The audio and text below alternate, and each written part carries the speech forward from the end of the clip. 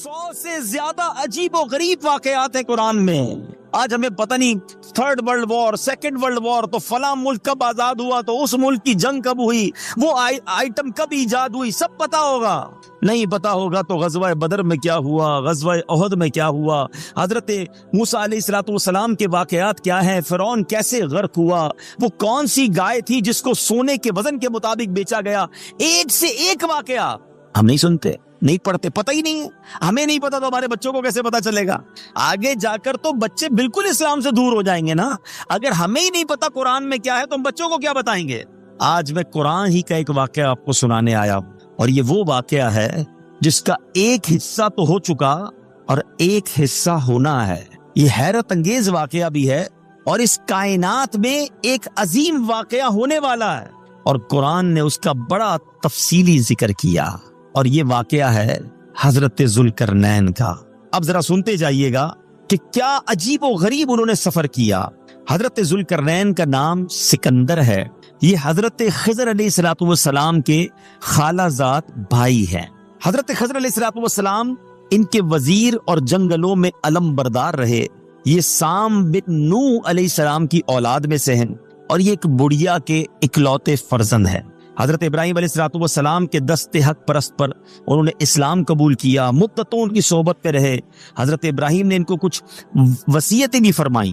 صحیح قول یہی ہے کہ یہ نبی نہیں تھے, مگر ایک مرد صالح ہیں جو ولایت کے شرف سے سرفراز ہوئے, حضرت ذوالقرنین. ذوالقرنین کیوں کہلائے؟ ذوالقرنین کہتے ہیں 2 سینگ والا, ٹھیک ہے, تو اس لیے یہ کہلائے کہ انہوں نے دنیا کے 2 سینگوں, یعنی دنیا کے ایک کونے سے دوسرے کونے تک کا انہوں نے سفر کیا. ایک وجہ یہ بھی ہے, اور بھی اس کی وجوہات ہیں. اچھا, انہوں نے 3 سفر کیے, اور قرآن نے ان تینوں سفروں کو بڑے پیارے انداز میں بیان کیا. اور یہ سورہ کہف اگر آپ پڑھیں, کمال کی سورت ہے. سورہ کہف, ایک تو اصحاب کہف کا اس میں واقعہ موجود ہے, پھر حضرت ذوالقرنین کا واقعہ بھی موجود ہے, اور اسی سورہ کہف میں حضرت موسیٰ اور حضرت خضر کی جو ملاقات ہوئی, اللہ اکبر, وہ واقعہ پڑھنے کے لائق ہے کہ کیا ملاقات تھی, کیا باتیں ہوئی, اور کیا اللہ کی حکمتیں تھی. سبحان اللہ, پڑھے تو پتہ چلے نا. تو بہرحال میں اب سورہ کہف پوری بیان کرنے کا تو وقت نہیں. حضرت ذوالقرنین کے 3 سفر بیان ہوئے.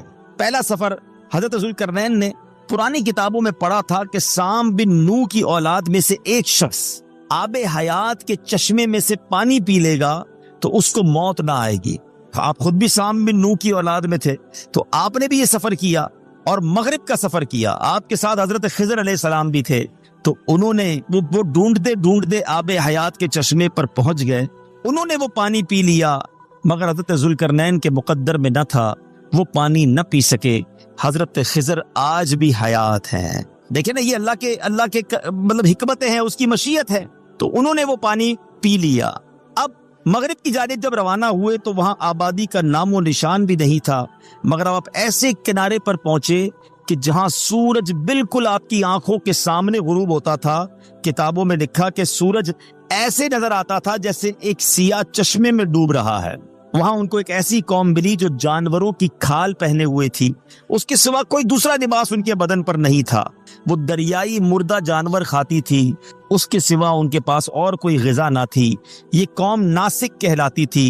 حضرت ذوالقرنین نے ان لوگوں کو اسلام کی اللہ کی طرف بلایا, دعوت دی, کچھ ایمان لائے اور کچھ لڑائی میں مارے گئے. مغرب کا ویسٹ کا سفر پورا ہوا.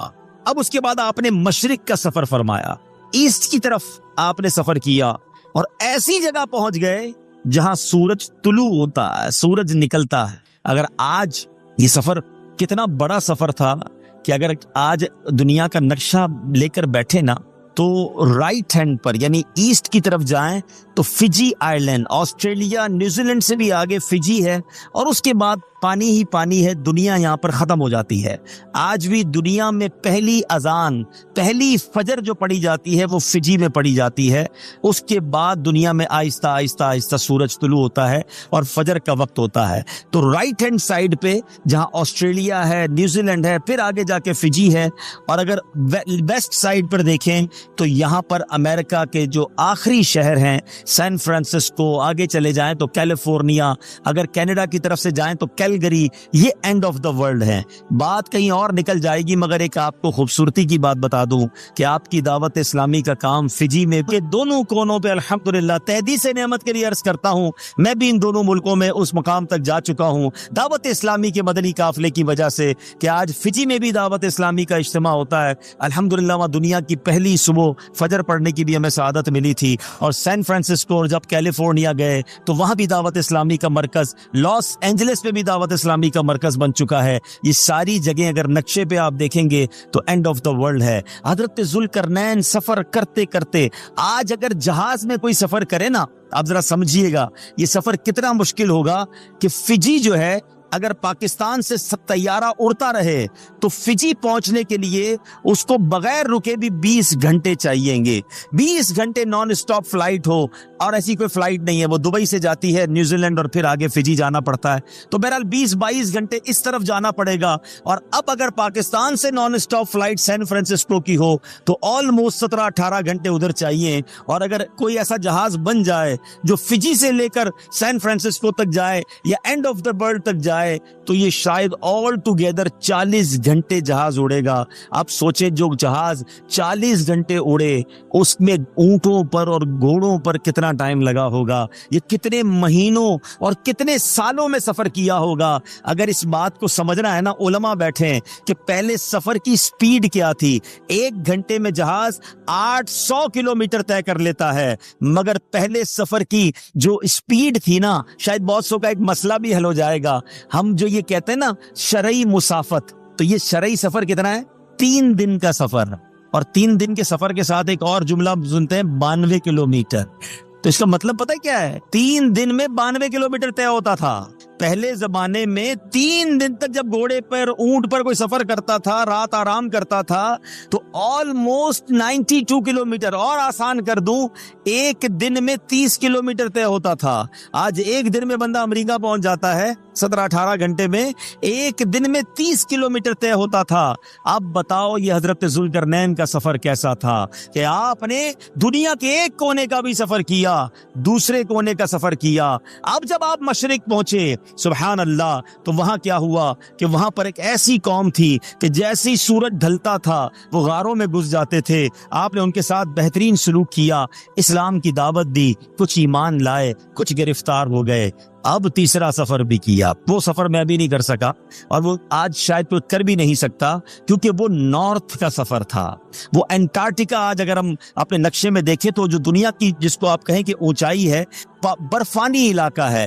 اللہ جانتا ہے حضرت ذوالقرنین کہاں گئے تھے، کیونکہ سفر کرتے کرتے کرتے آپ ایسی جگہ پہنچ گئے کہ جہاں وہاں کے رہنے والوں نے آپ سے شکایت کی کہ یہاں تو ایک بڑی عجیب و غریب قوم رہتی ہے جس کو یاجوج ماجوج کہا جاتا ہے.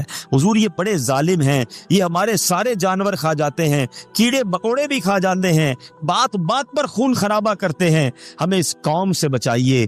حضرت ذوالقرنین نے کہا میری مدد کرو. اور مدد کیا کرنی تھی کہ اب ساری قوم کو آپ نے مزدوری پہ لگا دیا. بہت بڑا جس کو آپ کہیں پہلے کھڈا کیا گیا، آپ نے زمین میں دوسرے لفظوں میں کھدوائی ان سے زمین، اور ان دو اس قوم کو، یعنی یاجوج ماجوج پہاڑوں کے پیچھے رہتے تھے، 2 پہاڑوں کے درمیان ایک ایسی دیوار بنائی جس میں تانبا بھی ڈالا، لوہا بھی ڈالا، جلتا ہوا سیسا پلا کر آپ نے اس کانکریٹ کی دیوار کو بنا دیا. حضرت ذوالقرنین نے جب وہ دیوار بنائی، اس لیے اس دیوار کو سد سکندری کہا جاتا ہے. سد کہتے ہیں دیوار کو، سکندر آپ کا نام تھا، سد سکندری. اب ایک ایسی آڑ بنا دی، ایسی دیوار بنا دی کہ یاجوج ماجوج پیچھے ہیں اور وہ قوم آگے ہے. اس قوم نے آپ کو بڑی دعائیں دی، آپ نے اس قوم کی مدد کی. تو یہ 3 واقعات تو پہلے ہو گئے. اب نبی پاک علیہ الصلوۃ والسلام نے صحابہ کو کیا فرمایا، یہ سننے والی بات ہے. یاجوج ماجوج مرے نہیں ہیں، یاجوج ماجوج ختم نہیں ہو گئے ہیں. وہ روزانہ اس دیوار کو توڑ رہے ہیں، روزانہ کوشش کرتے ہیں. شام ہونے لگتی ہے تو کہتے ہیں چلو کل پھر آئیں گے، لیکن چونکہ وہ انشاء اللہ کہہ کر نہیں جاتے، صبح آتے ہیں دیوار پھر کھڑی ہو جاتی ہے۔ یہ اللہ کے رازوں میں سے ایک راز ہے۔ کبھی کبھی میں بھی سوچتا ہوں کہ گوگل تو آج دنیا کا کونا کونا ہمیں سرچ کر کے بتا دیتا ہے، یہ کیوں نہیں بتاتا کہ یاجوج ماجوج کون سے کونے میں ہیں؟ تو یہ اللہ کے راز ہیں، یہ راز کھلیں گے قیامت سے پہلے۔ اب پیارے آقا علیہ الصلوۃ والسلام فرماتے ہیں، حدیث پاک کا مضمون ہے کہ جب وہ لوگ قیامت آنے والی ہوگی، ان کا نکلنا مقدر ہو جائے گا، تو ان میں سے ایک شخص کہے گا کل پھر آئیں گے اور انشاءاللہ کل توڑ لیں گے۔ یہ انشاءاللہ کی برکت ہوگی۔ جب وہ دوسرے دن آئیں گے، دیوار آدھی ٹوٹی ہوئی ہوگی، اور اب وہ کوشش کر کے اس دیوار کو توڑ ڈالیں گے، اور پھر ان کا خروج ہوگا، اور وہ کیسا خطرناک خروج ہوگا، اللہ اکبر۔ جب وہ باہر آئیں گے، زمین میں ہر طرف فتنہ و فساد پھیلا دیں گے، قتل و غارت کری کریں گے، چشموں اور تالابوں کا پانی پی ڈالیں گے، جانوروں اور درختوں کو بھی کھا ڈالیں گے، زمین پر ہر جگہ پھیل جائیں گے، صرف مکہ پاک، مدینہ طیبہ اور بیت المقدس کو نہ جا سکیں گے، اس میں داخل نہ ہو سکیں گے۔ پھر حضرت عیسیٰ علیہ السلام آ چکے ہوں گے، وہ دعا فرمائیں گے تو ان کی گردنوں میں کیڑے پڑیں گے، اور اس کی وجہ سے وہ ہلاک ہو جائیں گے۔ قرآن مجید فرقان حمید میں تفصیلی یہ واقعات موجود ہیں۔ اللہ قرآن میں فرماتا ہے حتی اذا فتحت یاجوج وماجوج وهم من کل حدب ینسلون۔ ترجمہ کنز ایمان، یہاں تک کہ جب کھولے جائیں گے یاجوج و ماجوج اور وہ ہر بلندی سے ڈھلکتے ہوں گے۔ صدر الشریعہ مفتی امجد علی اعظمی کتنی ہیبت ناک اور کیسی کمال کی بات لکھتے ہیں۔ آپ فرماتے ہیں دجال کے قتل کے بعد حضرت عیسیٰ علیہ السلام کو حکم الہی ہوگا کہ مسلمانوں کو کوہ طور پر لے جاؤ، اس لیے کہ کچھ لوگ ایسے ظاہر کیے جائیں گے جن سے لڑنے کی کسی کو طاقت نہیں ہوگی۔ مسلمان کوہ طور پر جب چلے جائیں گے تو یاجوج ماجوج ظاہر ہو جائیں گے، یہ اس قدر کثیر ہوں گے، ان کی تعداد سوچو کتنی ہوگی کہ یہ بحرائے تبریہ 10 میل لمبے جب سمندر سے گزریں گے تو ایک جماعت گزرنے کے بعد جب دوسری آئے گی تو وہ اتنا پانی پیئیں گے کہ سمندر میں قطرہ بھی باقی نہیں بچے گا۔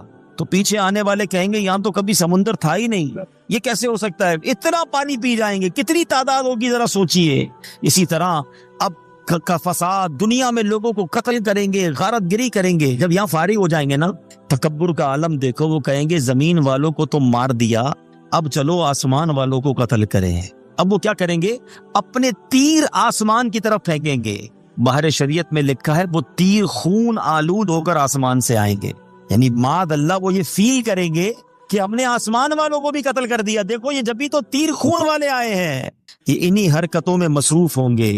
حضرت عیسیٰ کوہ طور پر مسلمانوں کے ساتھ محشور ہوں گے۔ اب کیا ہوگا؟ اب اللہ کی بارگاہ میں دعا کریں گے، ان سے بچنے کی، ان سے نجات کی دعا کریں گے۔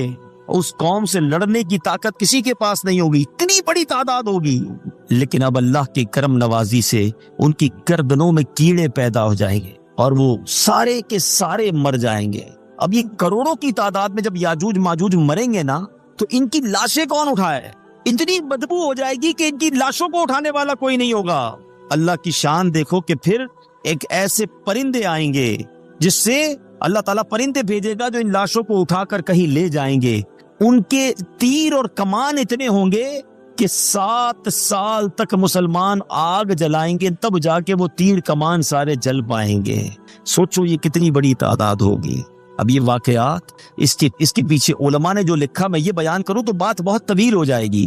میں صرف یہ واقعہ میں نے کیوں سنایا آپ کو، ایک تو چلیں یہ معلومات ہونی چاہیے۔ اللہ تعالیٰ مجھے اور آپ کو دجال کے فتنے سے بھی بچائے، ہماری آنے والی نسلوں کو بھی بچائے، یاجوج ماجوج کے فتنے سے بھی بچائے، حضرت عیسیٰ کے اس گروہ میں جو کوہ طور پر جائے گا، ہماری نسلوں میں جو بھی حیات ہو، اللہ اس گروہ میں ہمارے بچوں کو، ہماری آنے والی نسلوں کو شامل فرمائے۔